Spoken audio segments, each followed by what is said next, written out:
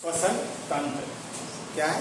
श्वसन तंत्र। देखो बच्चों, जहाँ पर तंत्र लगा हो तो वहाँ पर समझ जाओ कि इसमें कई अंग कार्य करेंगे, एक अंग के द्वारा होने वाला नहीं है। जैसे हमने पाचन तंत्र पढ़ाया था, उसमें कई सारे अंग मुख गुहा से लेकर के और एनस तक, गुदा तक, जाने कितने अंग उसमें कार्य कर रहे थे, है ना। आमाशय, गृहिणी, छोटी आंत, बड़ी आंत, जाने कितने अंगों ने कार्य किया था। तो वो भी वो तुम्हारा पाचन तंत्र था। इसमें भी देखो तंत्र लगा, इसका मतलब कि इसमें भी कई सारे हमारे अंग कार्य करेंगे, तो इसको ध्यान देना। तो पहला इसमें ऑक्सीकरण। इसमें क्या है कि ऑक्सीजन की सहायता से कार्य होता है। किसकी सहायता से? ऑक्सीजन की सहायता से। इसमें ऑक्सीजन की सहायता से जो भी कार्य होगा, अब कैसे होगा उसका हम डिटेल से बताएंगे। इसमें जो कार्य होते हैं वो ऑक्सीजन की सहायता से होते हैं, ऑक्सीजन की सहायता से कार्य होते हैं, ठीक है। इसलिए यह एक ऑक्सीकरण क्रिया, यह एक ऑक्सीकरण क्रिया है, ठीक है। पूछ लिया जाता है कि श्वसन कैसी क्रिया है, तो ऑक्सीकरण क्रिया है।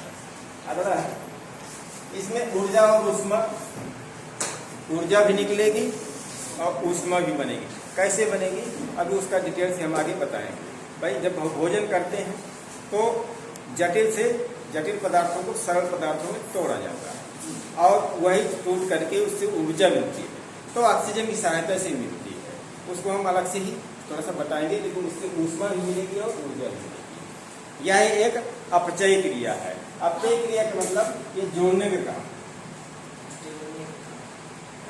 जोड़ने का काम। क्या जोड़ती है?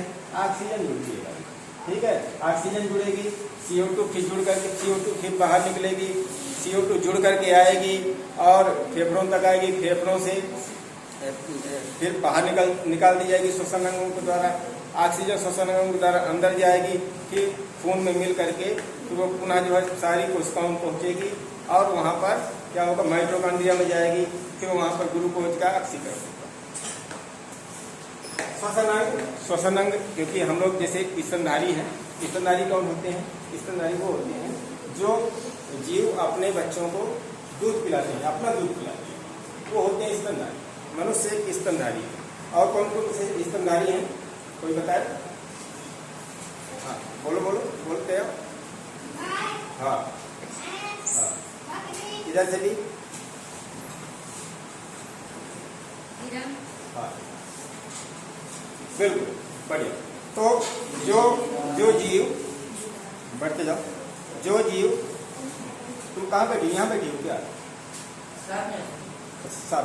हाँ, तो जो जीव अपने बच्चे को अपना दूध पिलाते हैं वो स्तनधारी होते हैं। जितने हम लोग स्तनधारी हैं, हम लोगों का जो श्वसन अंग है वो क्या है? फेफड़ा। फेफड़ा हमारे दो होते हैं। कितने होते हैं? में हमारे फेफड़े दो होते हैं। अभी उसका स्पेशल चित्र बना के तुमको बताएंगे कैसे होते हैं, किस तरह से बना होता है। इसका चित्र नहीं है लेकिन हम बताए देते हैं। एक होता बाईं तरफ, जो बाईं तरफ पाया जाए उसको कहेंगे बायां फेफड़ा, जो दाईं तरफ पाया जाए उसको दायां फेफड़ा। कितने फेफड़े होंगे? दो फेफड़े। स्तनधारी जो वर्ग के जो जंतु होंगे, जो जीव होंगे, वो किसके द्वारा श्वसन करेंगे? फेफड़ा के। दूसरा है कीट। जो कीड़े होते हैं वो श्वास नली द्वारा, श्वास नली वो कहते हैं, ट्रेकिया कहते हैं, श्वास नली। अब इस बार चित्र बनाएंगे तब तुमको दिख जाएगा कि श्वास नली कौन सी होती है, ठीक है। जो कीड़े होते हैं वो श्वास नली के द्वारा श्वसन क्रिया करते हैं, विकास। जो जलीय जीव होते हैं, जैसे मछली देखे हो, मछली के यहाँ बगल से इधर से फटा होता है ना, उसको बोलते हैं गलफड़े। क्या बोलते हैं? गलफड़े। दो गलफड़े होते हैं, एक इस तरफ से एक इस तरफ से, दोनों तरफ से होते हैं, है ना। जो बच्चे मछली देखे होंगे वो लोग देखे होंगे कि यहाँ बगल से फटे होते हैं ना, उसी के वही श्वसन अंग है उसका। क्या है? श्वसन अंग वही है, उसी के द्वारा श्वसन क्रिया करेंगे। गलफड़े को कई नाम से जाना जाता है। गलफड़ा हो गए, हिंदी में क्लोम कहते हैं, उर्दू में गलफड़ा होता है, उर्दू में गलफड़ा कहते हैं, हिंदी में क्लोम कहते हैं, अंग्रेजी में गिल्स कहते हैं। तीनों में से कोई भी नाम आ जाए तो समझ लेना कि यही है। जैसे विकल्प में बहुविकल्प प्रश्न पूछ दिया जाए कि मछली का श्वसन अंग है, अब उनमें से एक ऑप्शन ये दिया हो, एक विकल्प ये दिया हो, कोई गिल्स रखा हो या गफरा रखा हो, क्लोव रखा हो, तो समझ जाना इन्हीं की बात है, गफरे की बात। तो उसी में हम टिक लगाएंगे। बहुविकल्प में पूछते हैं, अतला उत्तरी में भी पूछते हैं। ठीक है, अगला मेढक।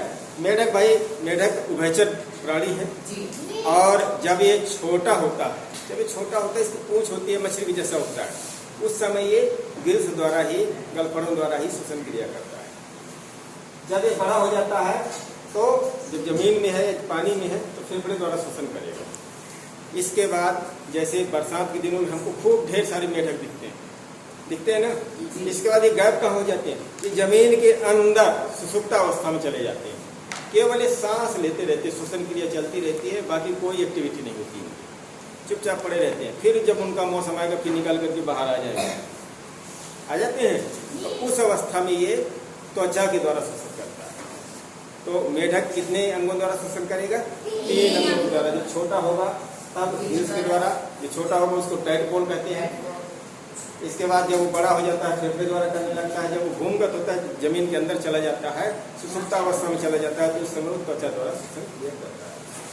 अगला है श्वासोच्छ्वास, यानी इसी को सांस लेना कहते हैं।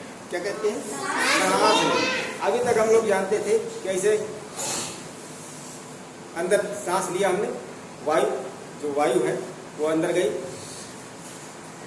और इसके बाद उसको, तो उसी को नहीं छोड़ा, जो लिया है वो भी छूटी है, साथ में कुछ और भी मिक्स हो गया है। वो क्या मिक्स हो गया है कि हमारे वायुमंडल में, इधर सुधीर देख लो, हमारे वायुमंडल में जब हमने वायुमंडल वाला पाठ पढ़ाया था उसमें हमने बताया था मुख्यतः 3 गैसों के बारे में चर्चा हुई थी कि वायुमंडल में सबसे ज्यादा गैस कौन सी पाई जाती है? नाइट्रोजन। कितना % पाई जाती है? 78% पाई जाती है, 78%। और ऑक्सीजन कितने % होती है? 30% पाई जाती है। और कार्बन डाइऑक्साइड 0.03% कार्बन डाइऑक्साइड होती है। ठीक है, तो ये इसी को वायु कहते हैं। वायु एक मिश्रण क्यों बोलते हैं? क्योंकि इसमें कई गैसें मिली होती हैं, उसी में नाइट्रोजन, उसी में हाइड्रोजन, उसी में हीलियम, उसी में निष्क्रिय गैसें, उसी में कार्बन डाइऑक्साइड, इसलिए उसको मिश्रण बोलते हैं, है ना। मिश्रण समझ गए? मिश्रण की बात हम पढ़ा चुके हैं। तो इसको अब देखो, वायु को हमने अंदर लिया, तो ये खींच कौन रहा? फेफड़ा। कौन खींच रहा? फेफड़ा खींच रहा है। ये हमारी नाक वाक नहीं खींच रही, यहाँ से केवल द्वार है, ठीक है। यहाँ से होकर के जाएगी हवा, ठीक है, तो नाक से होकर के जाएगी, मुंह से भी चली जाएगी, लेकिन मुंह से अगर सांस लेंगे तो उसमें गंदगी वगैरह भी चले जाएंगे फेफड़ों में और हम बीमार पड़ सकते हैं। इसलिए हमें सांस कहाँ से लेनी चाहिए? नाक से लेनी चाहिए।